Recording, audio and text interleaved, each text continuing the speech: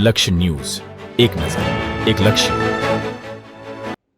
નમસ્કાર દર્શક મિત્રો, લક્ષ્ય ન્યૂઝ ચેનલમાં હું મેઘા અગ્રવત આપનું હાર્દિક સ્વાગત કરું છું. આપ જોઈ રહ્યા છો લક્ષ્ય ન્યૂઝ અને સમાચાર પર વિગતવાર નજર કરીએ.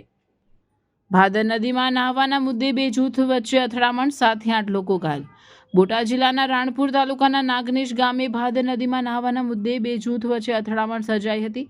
પ્રાપ્ત માહિતી મુજબ સામાન્ય બોલાચાલીથી શરૂ થયેલો વિવાદ થોડી જ વારમાં ઉગ્ર બની ગયો હતો અને બંને પક્ષો એકબીજા પર હુમલો કર્યો હતો. અથડામણ દરમિયાન તીક્ષ્ણ હથિયારો વડે હુમલો કરવામાં આવતા એક સમાજના અંદાજે 7 થી 8 લોકો ઘાયલ થયા હતા. ઇજાગ્રસ્તોને તાત્કાલિક રાણપુર સામૂહિક આરોગ્ય કેન્દ્ર ખાતે સારવારથી ખસેડવામાં આવ્યા હતા, જ્યાં તેમનો સારવાર ચાલુ છે. ઘટનાની જાણ થતાં રાણપુર પોલીસ તાત્કાલિક સ્થળ પર પહોંચી પરિસ્થિતિ કાબૂમાં લીધી હતી. હાલમાં પોલીસે સમગ્ર મામલે તપાસ શરૂ કરી છે અને આરોપીઓને ઝડપી પાડવા માટે કાર્યવાહી હાથ ધરવામાં આવી છે. ગામમાં બનાવને કારણે તણાવપૂર્ણ માહોલ જોવા મળી રહ્યો છે. જો કે પોલીસ દ્વારા સુરક્ષા વ્યવસ્થા મજબૂત બનાવવામાં આવી છે, જેથી વધુ કોઈ અનિચ્છનીય ઘટના ન બને.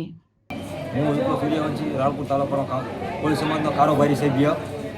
અત્યારે નાગનેશ ગામે ભાદર નદીમાં જે ઘટના બની છે, ઈજાગ્રસ્તોને રાણપુર હોસ્પિટલ ખાતે લાવવામાં આવે છે. શું વિગત છે, શું બનાવશે? મારા ભાઈઓ બધા નાવા ગયેલા હતા. અહીંયા બાજુમાં દેવી પૂજક સમાજના 2-3 ઘર છે, રોડે રહે છે અહીંયા કણે.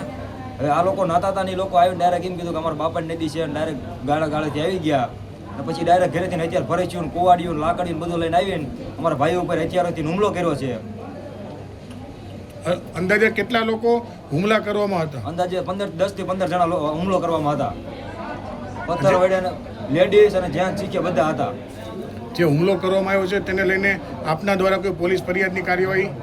અમે પોલીસ ફરિયાદ અમે ગાડી બોલાવી હતી, બરોબર, કેમ કે અમે કોઈ હથિયાર લઈને નથી ગયા, અમારી પાસે કોઈ હથિયાર પણ નહોતા. એ લોકો હથિયાર વડેથી હુમલો કર્યો છે.